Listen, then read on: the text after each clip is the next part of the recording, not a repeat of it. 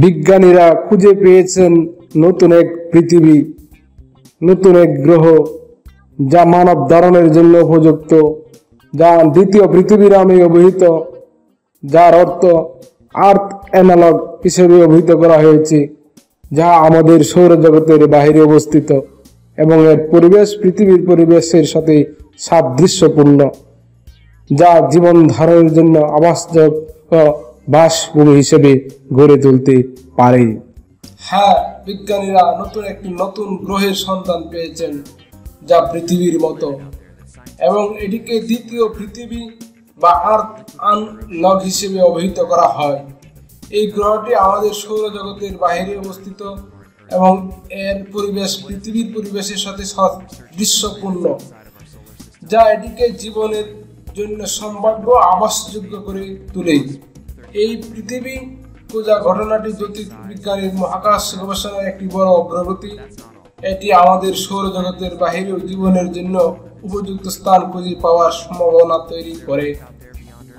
এই গ্রহটি খুঁজে পাওয়ার ফলে বিজ্ঞানীরা এখন ওই গ্রহের বায়ুমণ্ডল, তাপমাত্রা এবং অন্যান্য বৈশিষ্ট্যগুলো আরও ভালোভাবে পর্যবেক্ষণ করে দেখতে পারেন যে সেখানে প্রাণীর অস্তিত্ব থাকতে পারে কিনা।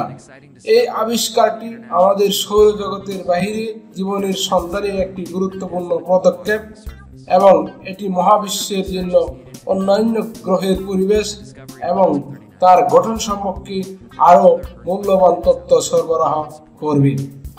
সংক্ষেপে, এই নতুন গ্রহের আবিষ্কার আমাদের সৌরজগতের বাহিরে জীবনের সম্ভাবনা সম্পর্কে নতুন এক দিগন্ত উন্মোচন করেছে। শতাব্দীর পর শতাব্দী ধরে মানুষ রাতের আকাশের দিকে তাকিয়ে ভাবছে, আমরা কি মহাবিশ্বের রেখা? দূরবর্তী পৃথিবীর গল্প, বই এবং সিনেমা ভরে গেছে। আমাদের সৌরজগতের বাহিরে কি থাকতে পারে তা নিয়ে কৌতূহল জাগিয়ে তুলেছে।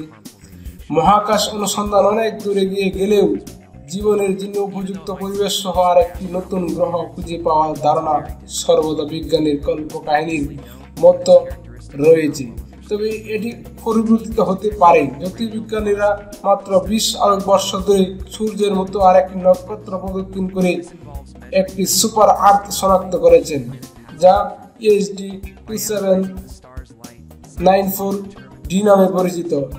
এই গ্রহটি বাসযোগ্য অঞ্চলে অবস্থিত, এমন একটি অঞ্চল যেখানে তরল জল থাকতে পারে, যা পৃথিবীর মতো বায়ুমণ্ডল অধ্যয়নের জন্য এটিকে সবচেয়ে আশাব্যঞ্জক প্রাপ্তিদের মধ্যে একটি করে তোলে।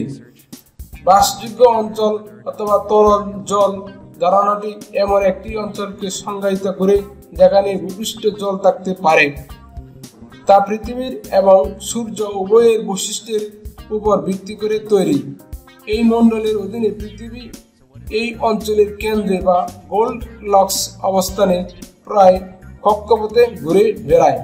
পৃথিবীর বর্তমানে একমাত্র গ্রহ যা ভূপৃষ্ঠের বিশাল জলরাশি ধারণ করে তা নিশ্চিত। শুক্র গ্রহটি এই অঞ্চলের উষ্ণ দিকে অবস্থিত এবং মঙ্গল গ্রহটি ঠান্ডা দিকে অবস্থিত।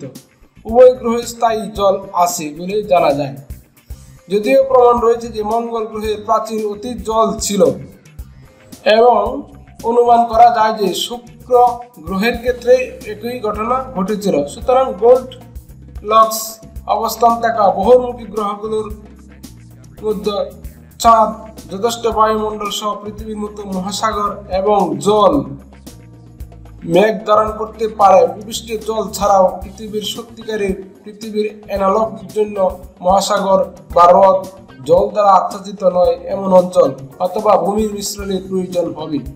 কেউ যদি যুক্তি দেন যে এটি সত্যিকারী পৃথিবী অ্যানালগ, কেবল তার গ্রহমণ্ডলের মতো একই স্থানে থাকা উচিত নয়, বরং এটি সৌর জগতের অ্যানালগকে প্রদক্ষিণ করে এবং এটি প্রায় বৃত্তাকার কক্ষপথে, যাতে একটি পৃথিবীর মতোই ক্রমাগত হ্রাসযোগ্য হয়ে থাকে। মতার নীতি থেকে বোঝা যায় যে এমন সম্ভাবনা রয়েছে যে হঠাৎ করে ঘটে যাওয়া ঘটনাবলীর ফলে পৃথিবীর মতো গ্রহ অন্য কোথাও তৈরি হতে পারে, যার ফলে জটিল বহুকোষীয় জীবনের উত্থান ঘটতে পারে। পৃথিবীতে বিরল পৃথিবীর অনুমান দাবি করে যে যদি কঠোরতম মানদণ্ড প্রয়োগ করা যায় তাহলে এমন একটি গ্রহ যদি বিদ্যমান থাকে তাহলে ওদের ভবিষ্যতে যে মানুষ কখনো নতুন একটি পৃথিবীর সন্ধান খুঁজে পাবে।